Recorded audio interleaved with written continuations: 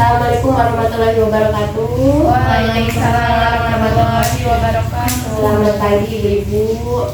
Perkenalkan, saya mahasiswa Poltekkes Tanjung Karang, Prodi D3 Keperawatan Kota Bumi. Nama saya Desi Arianti. Mungkin ibu-ibu boleh memperkenalkan dirinya terlebih dahulu, mungkin dari ibu sebelah kanan. Saya Siska, Bu. Ya, Ibu Siska, sama Ibu. Saya Melita. Dengan Ibu Nisa. Ibu Nisa. Baiklah Ibu, tujuan saya di sini, saya akan melakukan penyuluhan mengenai penyakit asma. Jadi kurang lebih kita memerlukan waktu sekitar 15 menitan ya Ibu Bapak. Jadi sebelumnya ibu-ibu tahu nggak sih apa itu penyakit asma? Sesak nggak? Sesak nafas? Iya, betul sekali. Jadi penyakit asma ini yaitu kelainan peradangan kronik gitu, yang dimana nantinya akan menjadi penyempitan pada saluran pernapasan ya Ibu Bapak.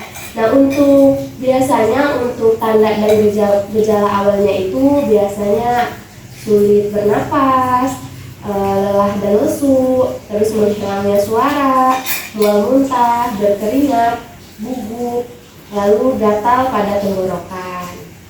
Lalu untuk penyebab asma ini biasanya itu paling banyak itu dari faktor genetik ibu-ibu. Jadi faktor keturunan. Misalkan ibu-ibu punya keturunan dari kakek, beliau memiliki asma. Nah, kemungkinan besar ibu-ibu gitu atau anak ibunya nanti berkemungkinan besar akan mengalami asma tersebut juga. Lalu yang kedua ini lingkungan. Nah, kalau misalkan ibu-ibu punya keluarga yang memiliki penyakit asma, nah lingkungan ini harus dijaga gitu, jangan sampai ada debu, ada kotoran, sampai ada sarang-sarang nyamuk gitu kan. Nah, ibu-ibu kalau misalkan lingkungan sekitar kita kotor, nah itu juga akan berpicu besar gitu untuk penyebab asma itu terjadi. Lalu yang ketiga, di sini ada makanan dan minuman yang kurang sehat. Seperti misalkan ibu-ibu sering pagi-pagi sarapannya udah makan gorengan, terus Enak itu. iya, dia enak, tapi enak itu biasanya menjebak loh Bu ya. Jadi kita harus hati-hati dari sekarang ya. Lalu kayak misalkan makanan-makanan yang udah siap saji gitu, itu jelas tidak sehat ya ibu-ibu.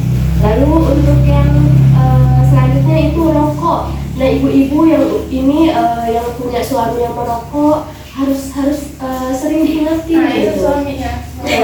Ya suami istri sama merokok. Iya. Masih kayak aktif banget ya. Itu harus sering diingetin Bu ya, karena asap rokok itu kalau misalkan aktif itu nanti lama-kelamaan akan merusak paru-parunya. Jadi harus tetap diingetin, harus tetap diawasin juga.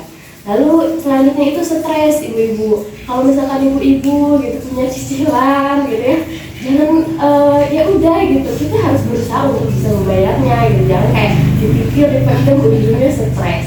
Nah, stres ini ya ujung-ujungnya akan menjadi salah satu faktor yang memicu munculnya asma gitu. Jadi harus kita sepintar-pintarnya ibu-ibu untuk bisa mengelola stres tersebut. Lalu untuk selanjutnya polusi udara. Nah, kalau misalkan kita udah tahu bahwa keadaan di luar ini polusinya kurang baik, kita juga harus siap untuk menjadi pelindung untuk diri kita sendiri gitu. Contohnya misalkan menggunakan masker dan sebagainya. Nah, ibu-ibu, selain penyebabnya tadi, di sini juga ada cara pencegahan penyakit asma.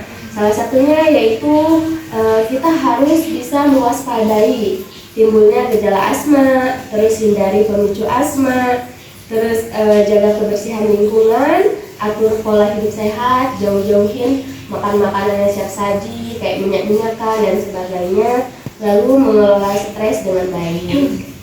Nah, untuk cara pencegahannya tadi itu ada beberapa.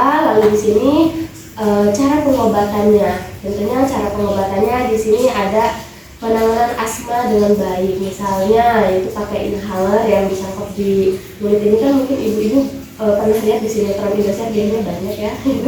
Lalu minum obat yang teratur, lalu olahraga yang teratur juga, dan makan makanan yang sehat. Mungkin itu ibu-ibu yang dapat saya sampaikan mengenai penyakit asma. Apakah ada yang ingin ditanyakan? Cukup paham ya. Cukup paham. Baik ibu-ibu, terima kasih atas waktunya. Mungkin saya di sini ada sedikit oleh-oleh untuk ibu-ibu, mungkin bisa Terima kasih ya, dibaca. Mbak. Ya, terima kasih ya Ibu atas waktunya. Saya akhiri. Wassalamualaikum warahmatullahi wabarakatuh. Waalaikumsalam.